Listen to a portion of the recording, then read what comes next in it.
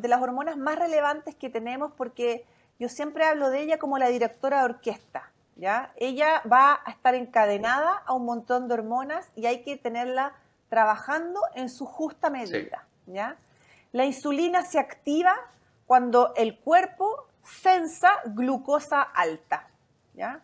Cuando entra glucosa alta, o sea, voy a pensar, por ejemplo, que Marcelo te comiste al desayuno un pan con mermelada, por ejemplo, ¿ya? Sea el cual sea lo que sea tu carbohidrato.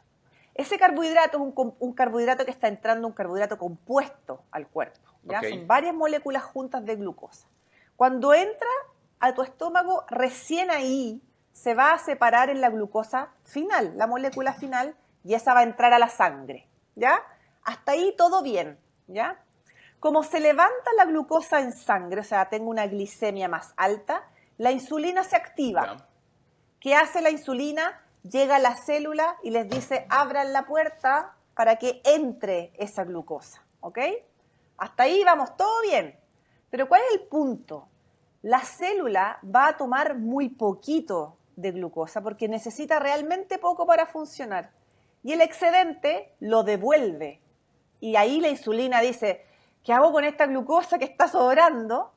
Pesca y la almacena como grasa en el hígado primero, ¿ya? Entonces ahí baja la glucosa, probablemente baja la insulina así, boom, para abajo, y probablemente por eso Ya. a ti te dispare el hambre de nuevo, ¿ya? Y ahí empezamos con la vuelta de nuevo. Entonces la persona a lo mejor se come una barrita o una galletita y empieza esta vuelta de nuevo, ¿ya? ¿Qué va pasando con el tiempo? Empieza a haber demasiada glucosa, demasiada azúcar y la Ya. insulina ya no sabe qué hacer con tanta y la empieza a acumular en el hígado primero, después en otras partes y empieza uno de repente con los kilos hasta que se pueda transformar en una resistencia a la insulina porque las células ya no quieren saber más de la insulina y se bloquean. Entonces la insulina no puede hacer su trabajo, ¿ya? Entonces ahí tenemos un daño metabólico mayor que después se puede transformar en diabetes, ¿ya? Ahora voy a Ujú. pensar en una persona que consume glucosa más o menos normal, no va a pasar Sí. nada porque la insulina tiene esa capacidad de hacer este trabajo, ir a entregarle a la célula, volver y almacenar un poco para cuando de repente no haya glucosa, soltarme esa grasa. Ese sería el proceso normal, ¿ya? En keto, lo que va a pasar es que como no hay carbo o muy Ujú. poquito, la glucosa está durante el día estable.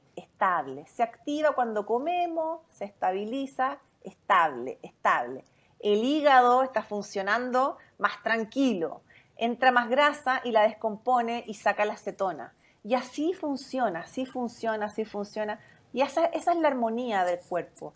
Hay que pensar que nosotros nacemos en cetosis. La cetosis es un estado metabólico propio del ser humano y hay que recuperarlo, porque con todas las cosas que ya hablamos de la modernidad, estamos como demasiado azúcar todo el rato y por eso se produce esta cascada inflamatoria, porque la insulina está sobreactivada y grelina, Sí. leptina, hambre y saciedad ya dicen, no sé qué está pasando acá, estoy todo el día, no entiendo, es hambre, no estoy saciado.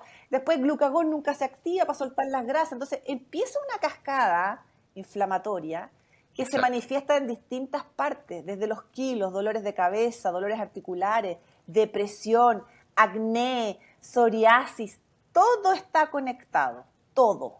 Entonces, si yo logro hacer estos cambios, puedo corregir un montón de patologías y un montón de condiciones haciendo una alimentación un poquito más baja en carbo.